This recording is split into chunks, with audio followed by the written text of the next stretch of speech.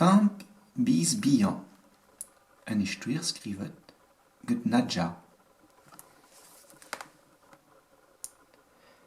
Wer oui, pamp bis bihan.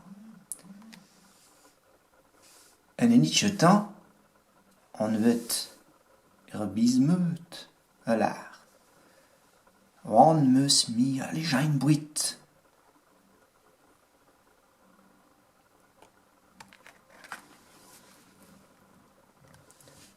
En eil biziout a lar. Ian mi d'ober gefredi a kwant.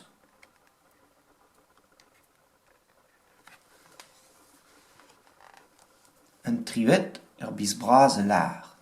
Ha mi ei de haozain en daoul.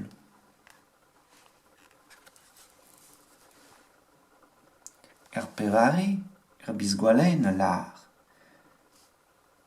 Ian mi de glar botchedeu ave klikain en ti. Meus an ini bihan pemvet a lar. Ne halenche mi gobir nitra.